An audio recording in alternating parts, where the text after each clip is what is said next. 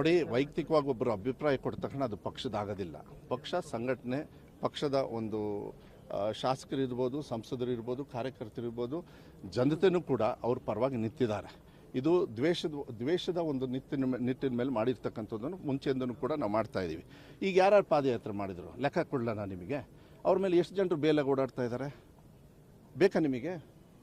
ನಾನು ಇನ್ನೂ ಹೇಳ್ಬೇಕಾ? ಯಾರ್ಯಾರು ಫಸ್ಟ್ ಕೇಳೋರೆಲ್ಲರೂ ಫಸ್ಟ್ ಈಗಾಗಲೇ ರಿಸೈನ್ ಮಾಡಿ ಬರಬೇಕಂತ? ನಾವು ಅದ್ರದ್ದಲ್ಲ ಪ್ರಶ್ನೆ. ನಮಗೆ ವಿಶ್ವಾಸ ಇದೆ.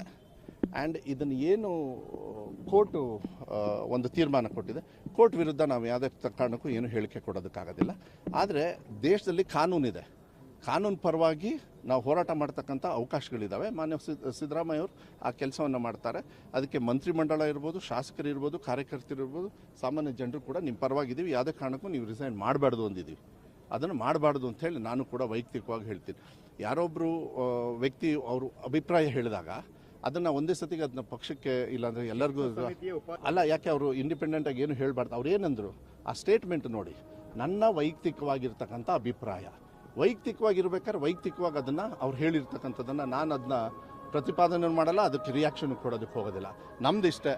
ಮಾನ್ಯ ಮುಖ್ಯಮಂತ್ರಿಗಳು 5 ವರ್ಷ, ಯಾಕೆ 5 ವರ್ಷ ಏನು ಕತೆ ಕಾಯ್ತಾ ಇದ್ದಾರಂತ ಬಿ ಜೆ ಪಿಯವರು? ಮುಂಚೆ ಇದ್ರಲ್ಲ ಸಿದ್ದರಾಮಯ್ಯವರು, ಈಗ ದ್ವೇಷದ್ದು ಅಂತ ಹೇಳಿ ಕಾಣಿಸೋದಿಲ್ಲ.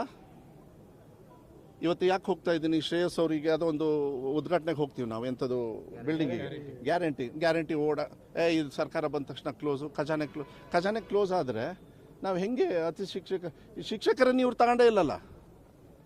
12,800 ಚಿಲ್ಡ್ರ ಶಿಕ್ಷಕರನ್ನು ನಾನು ಬಂದ ಮೇಲೆ ನೇಮಕಾತಿ ಮಾಡಿ ಇವಾಗ ಪಾಠ ಹೇಳ್ಕೊಡ್ತಾರೆ. ನಿಮ್ಮ ಹಾಸನಲ್ಲೂ ಇದ್ದಾರೆ.